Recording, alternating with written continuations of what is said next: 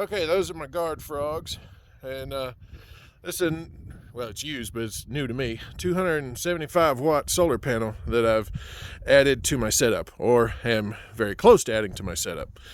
And this is just a mobile I built out of scrap.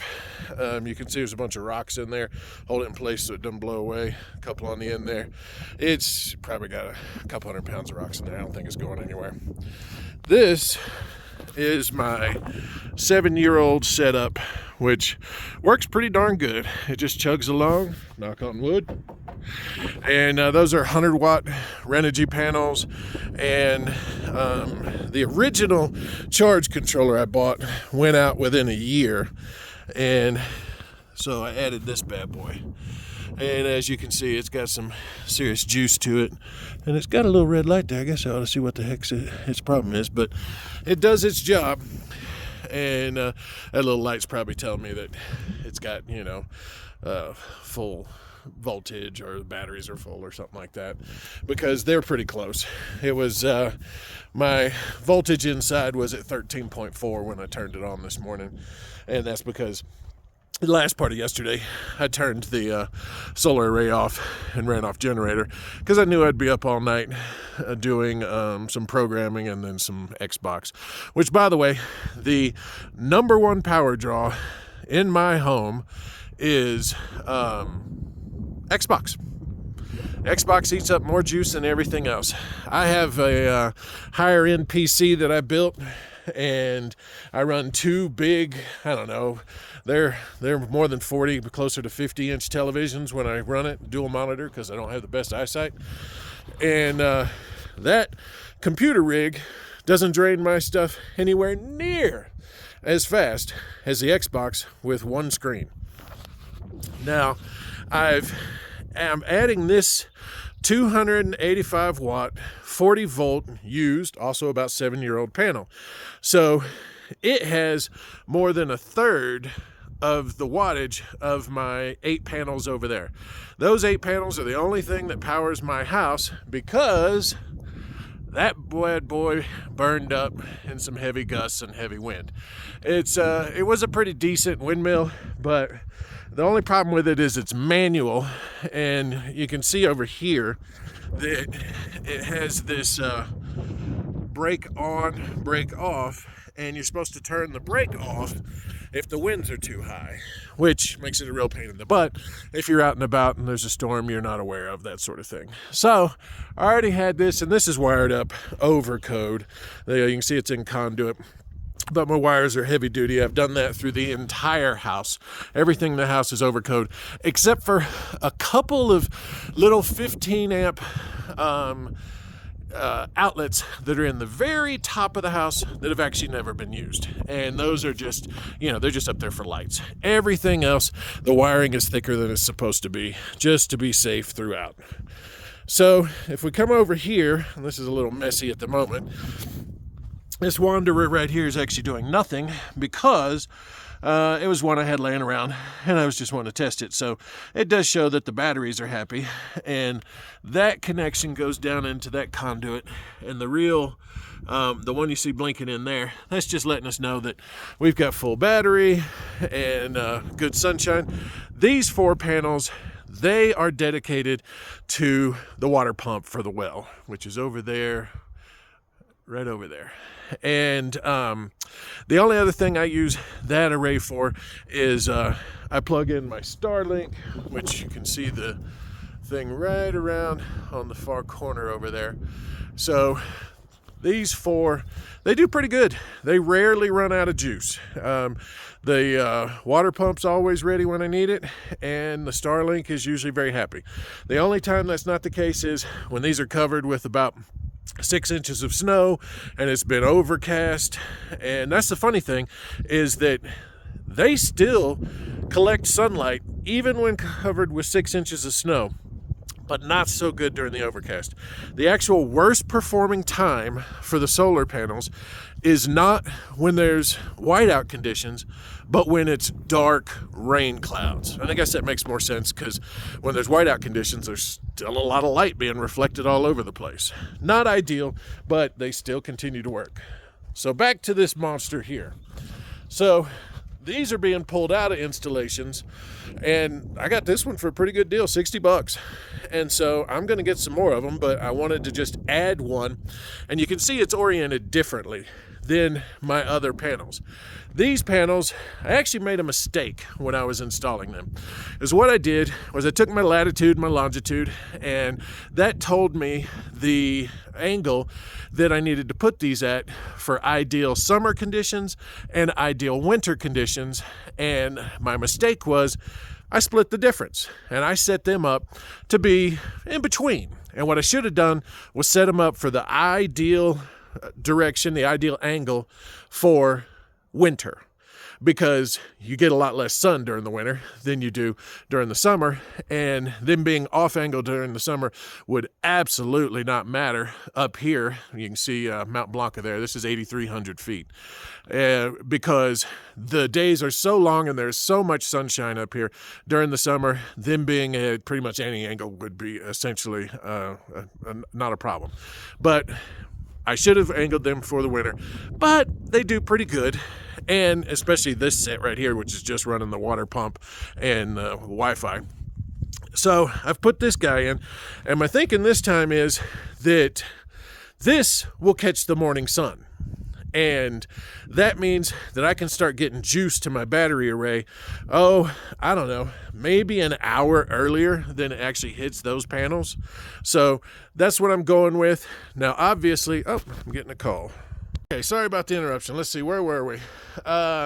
It puts out 40 volts, 285 watts. And actually, we can come up underneath here and see the stat page. Let's see if I can get that to come in. There you go. So yeah, it says 36 volts, but with no load on it. Tested yesterday. Oh yeah, it says right there 44.5. I was getting 40 out, and it says 8.49 amps.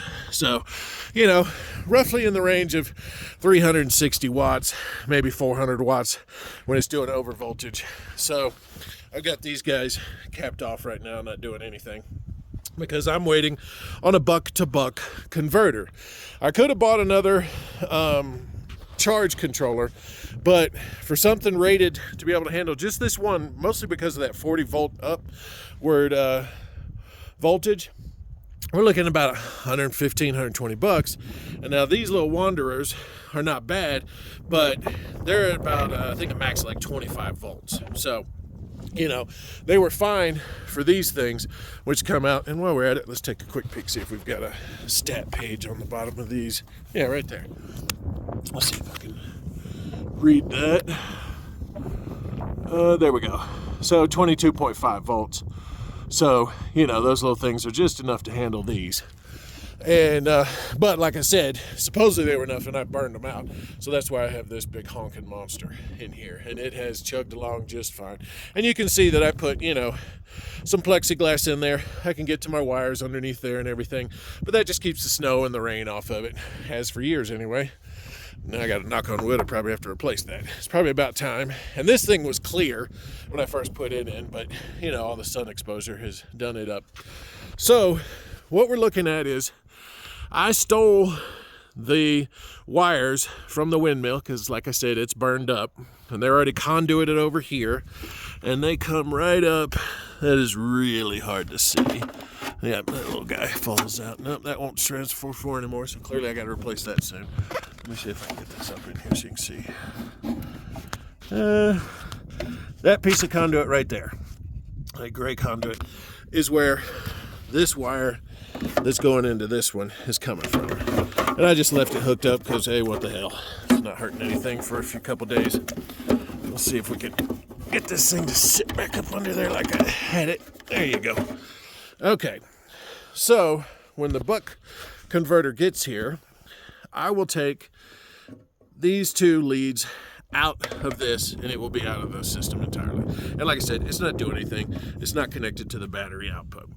So those go there, and then right back, that goes to my battery. So see, it's just, there's no input is what I should say. And so these two over here will be my inputs. So I'll get my buck converter. In the next couple of days, I'm going to come up with some sort of, protection from water, wind, and rain under here for that. So those wires and those wires will be connected together in a buck converter. Now, a buck converter is like a step down in technology advancement from an actual charge controller.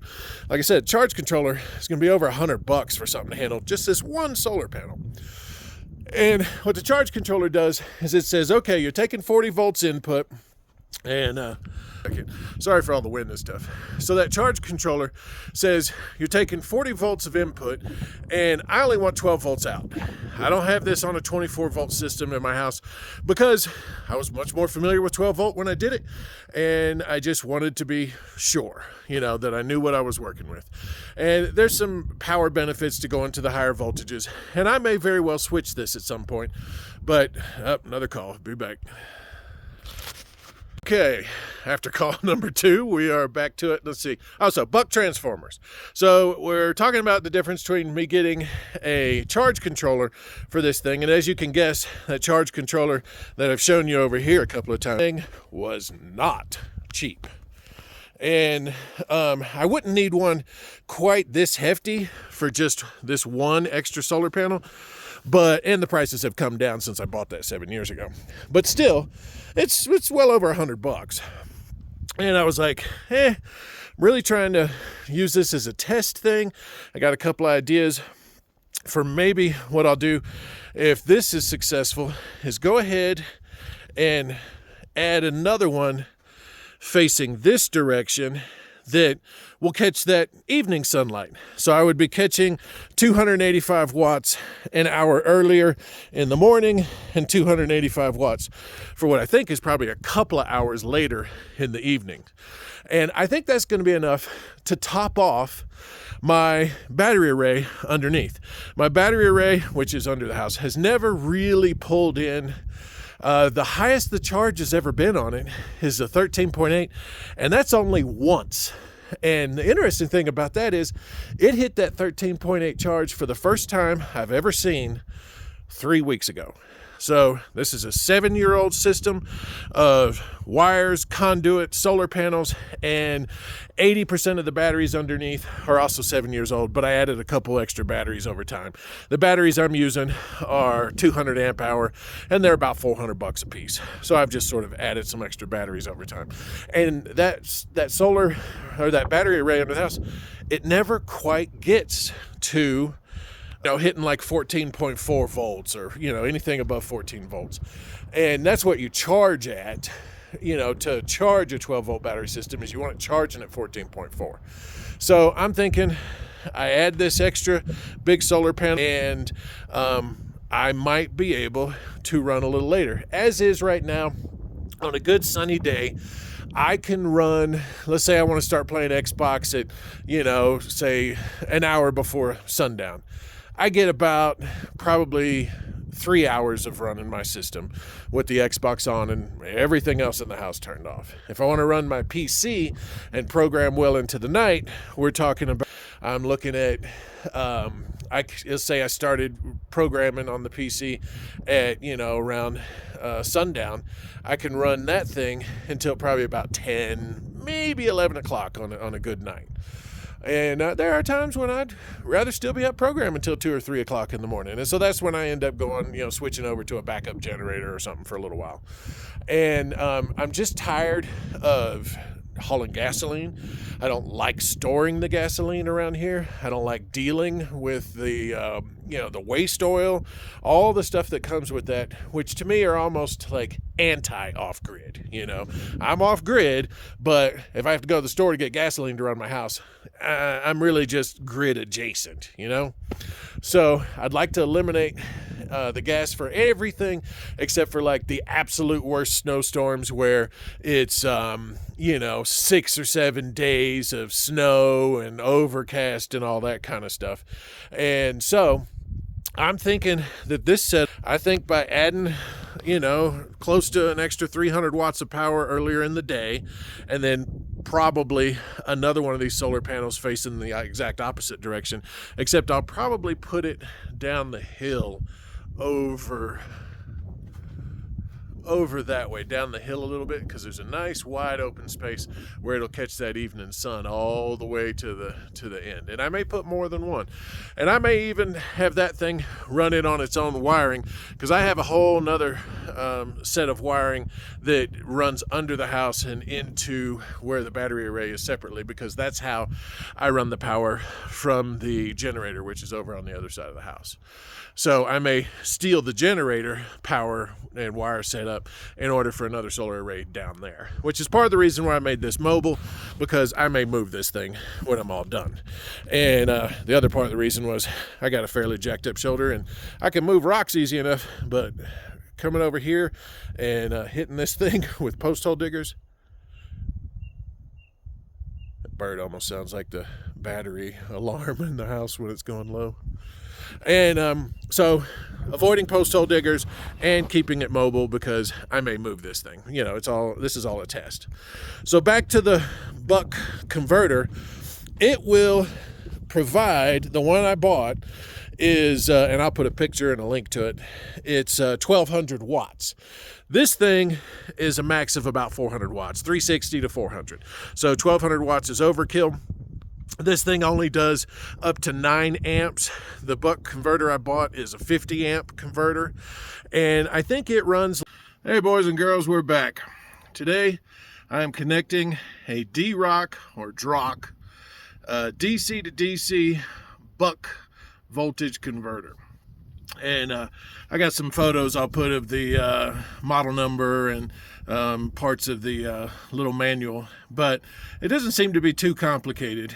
So let me turn the camera around, show you what I'm going to be using, what we're going to be needing.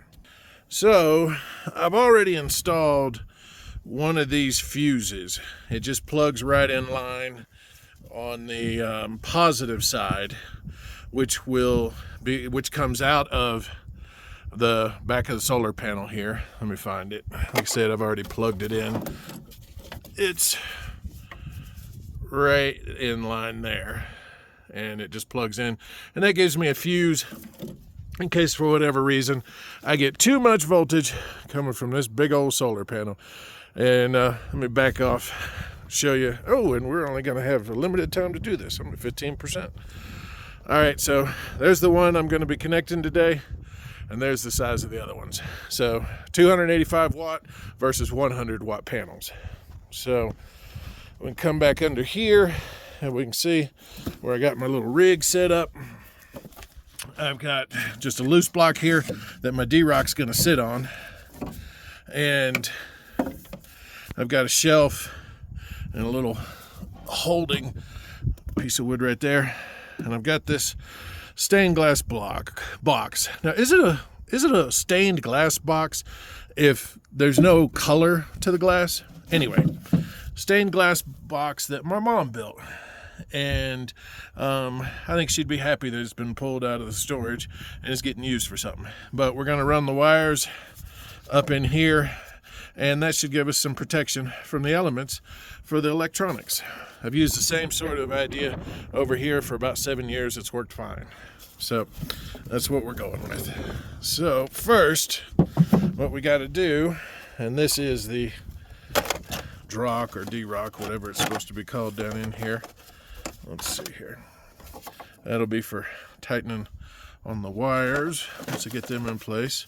That's the manual that I took some pictures of, I mentioned. There's the spare fuse that's not being used because I already have one in line, and that is on the positive lead. And we'll bring this bad boy up here. So this is what we're working with.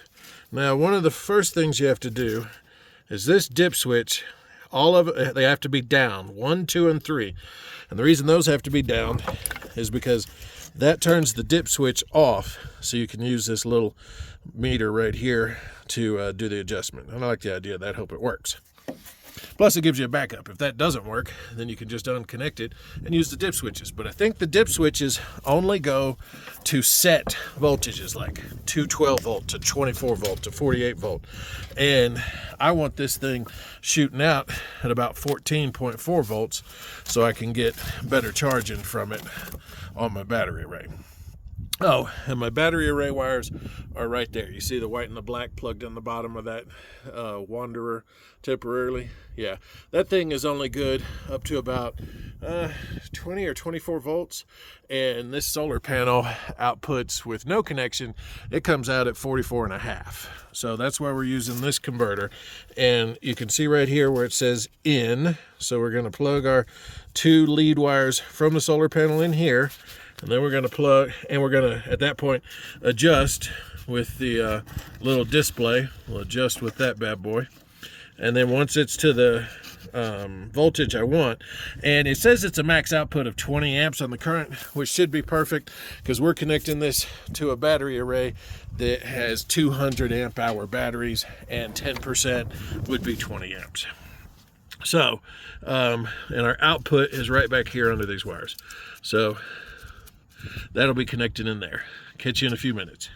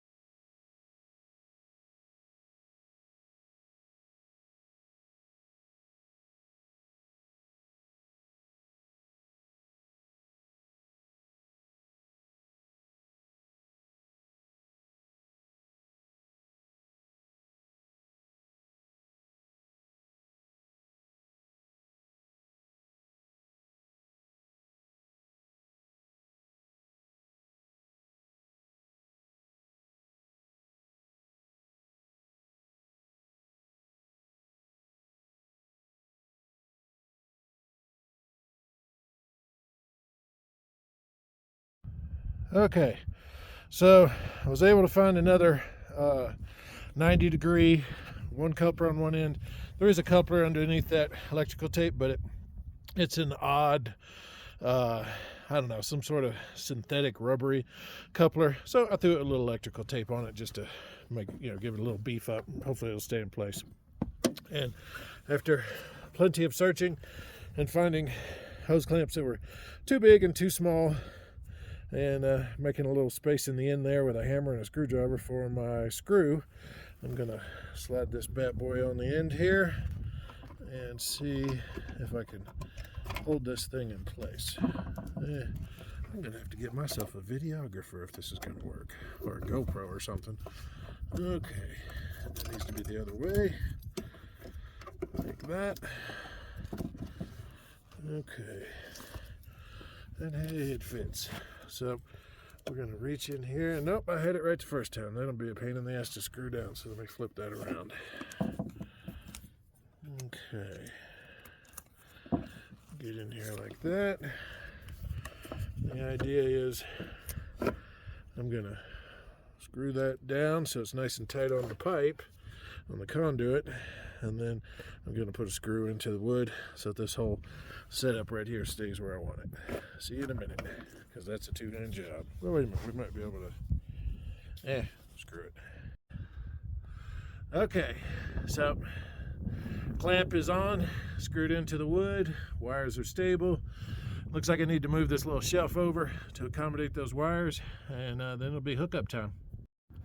Okay, so I got the negative in hooked up there, but it's a bit of a pain.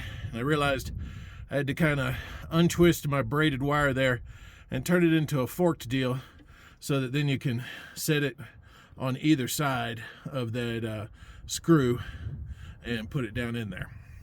So I am not going to attempt to hold the phone while I do that, and I will connect this side, and then we'll be on to messing with the digital display, hopefully.